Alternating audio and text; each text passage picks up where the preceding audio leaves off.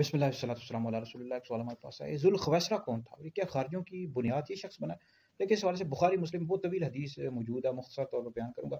हज़रत सैयदना अबू सईद खुदरी रज़ी अल्लाह तआला ने पूरा वाक़या बयान करे कि नबी करीम अलैहि सल्लम ग़ज़वा हुनैन का जो माल गनीमत हासिल हुआ वो तक़सीम फरमा रहे थे। तो ये ज़ुल्ख़ुवैसरा आया और इसने कहा, या रसूलल्लाह कि आप इसमें अदल इंसाफ़ से काम लें माल गनीमत की तक़सीम करने में। तो हज़ूर अलैहिस्सलाम ने फरमाया, तुझ पर अफ़सोस है कि मैं अगर अदल इंसाफ़ नहीं करूँगा तो कौन करेगा? तो हज़ूर अलैहिस्सलाम ने जुमला 3 दफ़ा इरशाद फरमाया। इसका ताल्लुक कबीला बनु तमीम से था। हज़रत उमर रज़ी अल्लाह तआला अन्हु खड़े हुए अर्ज़ किया, या रसूलल्लाह, मुझे इजाज़त दें कि मैं इसकी गर्दन उड़ा दूँ।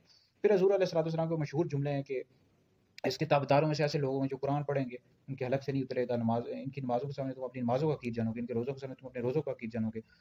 तो ये जो फिर आगे हदीस तवील हदीस है, मफ़हूम बयान कर रहा हूँ कि ये जो ख़वारिज थे इन्होंने मौला अली मुज़्ज़ार रज़ियल्लाहु तआला अन्हु के खिलाफ ख़ुरूज किया, फिर इनको कत्ल कर दिया गया था।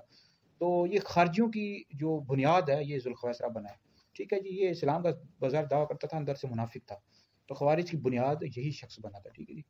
तो बहरहाल ये बदबख्त था और ये मुनाफ़िक थे, ऐसे इन पर उर्फ़न सहाबा का इतलाक़ होता था, शरअन सहाबा में शुमार नहीं होते थे। ज़ाहिर बात है, ऊपर से तो इस्लाम का दावा करते थे, अंदर से मुनाफ़िक थे। उर्फ़न यानी उर्फ़ी लिहाज़ से तो सहाबा में शुमार होते थे, अंदर से मुनाफ़िक थे।